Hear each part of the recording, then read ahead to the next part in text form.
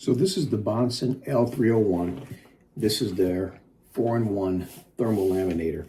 And there's a lot of features that I like about this because I've had laminators in the past. And those of you that may not know or you're in the market for a laminator, some of the things that's nice to know about this particular model is it doesn't just come with one standard mill. You have 5 mil and you have 3 mil. And they also give you 3 different size laminate papers to work with depending on whatever it is you're laminating. So we're just going to touch on some of the features that this particular device has.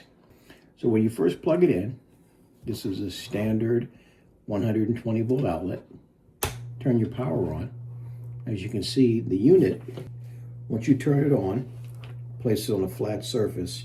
Now, the one thing you do want to do is make sure that you leave at least 20 inches of space behind the machine, because once you feed something through the front, you have to make sure you give it room to pass through on the back end of the device. All you need to do is plug the cord into the standard outlet, turn the power switch on, which I just did. As you can see, the little light is red. And see, now it automatically defaults to 3 mil, and I'm going to explain what the difference is. So with the 3 mil setting and preheating indicator light flashing simultaneously, what this is indicating is that the machine is preheating. So if you see this one flashing and this one flashing, the unit is preheating.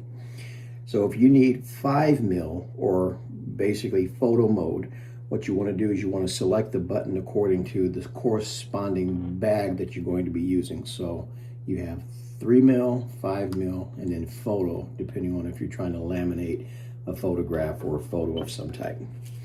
And then just to give you a few little tips, the 3 mil setting that you see here is suitable for laminating standard printing paper or lighter items. The 5 mil setting is suitable for photo paper, business cards, and those things that are a little bit thicker. So you want to wait for the 3 mil setting and the preheating indicator light to turn on. And what this does, it indicates that the laminator has reached a sufficient temperature for you to use. And remember, I told you a moment ago that it comes with different size paper. You get this size here,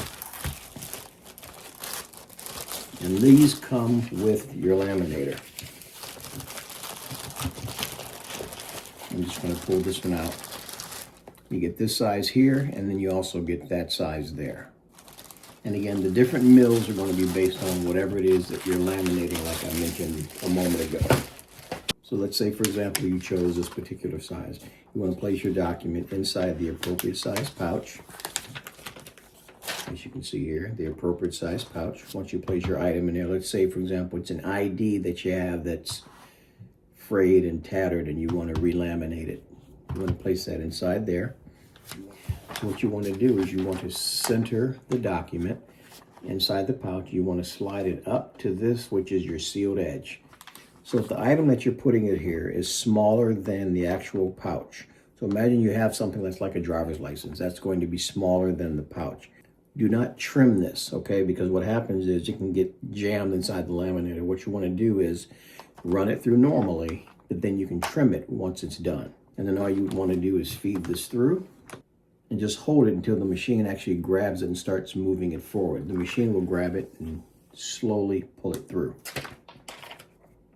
And once it's done, it will exit from that side. And at that point, that's when you remove it. And then once it's done, allow your laminate to cool off to the side before you do anything with it. So again, like I was saying, we recently got this because we do a lot of custom birthday cards and things for our grandkids.